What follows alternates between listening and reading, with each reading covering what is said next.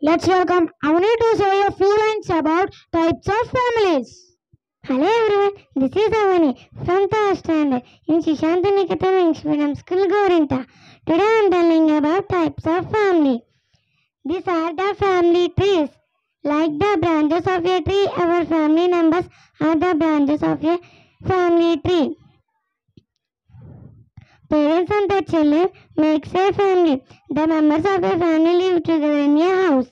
Some family big and some are small. Small family.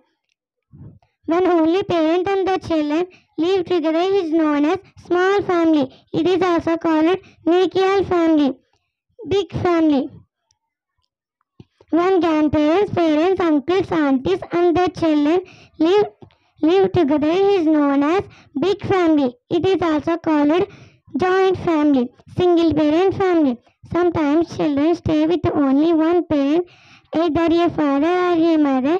Such a family is known as single parent family. Thank you everyone. Fabulous. Give her a big clap.